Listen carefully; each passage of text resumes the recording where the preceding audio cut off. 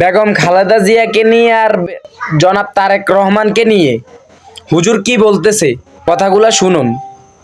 আর তিনটা হুজুর জামায়াতকে নিয়ে কি বলতেছে কথাগুলো শুনুন।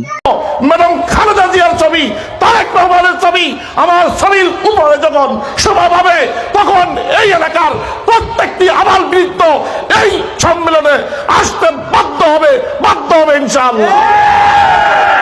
জামাত ইসলামকে ভোট দেওয়া জায়েজ নাই, জায়েজ নাই, জায়েজ নাই। 80 বছরে কি করছো তোমরা? ক্ষমতায় তো যেতে পারো নাই পৃথিবীর কোথাও।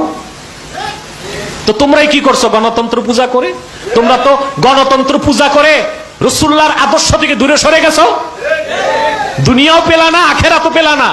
আমরা যারা খেলাফার আদর্শ বিশ্বাস করে খেলাফার কথা বলি, দুনিয়া না পেলেও রাসূলুল্লাহর কদমের সামনে জায়গা পেয়ে যাব।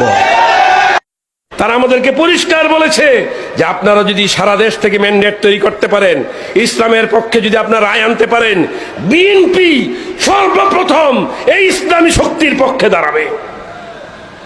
আপনারা দেখেছেন 2013 সালের 5 মে যখন এই ফ্যাসিস্ট সরকার শাপলা চত্বরের রক্তের প্লাবন ঘটাচ্ছিল, হাজার হাজার মানুষকে পঙ্গুত্ব বরণ করানো হলো, শত শত লাশ ফেলানো হলো, শহীদ হলো, তখন এই বিএনপির নেত্রী, জোট নেত্রী বেগম খালেদা জিয়া আজও বেঁচে আছেন।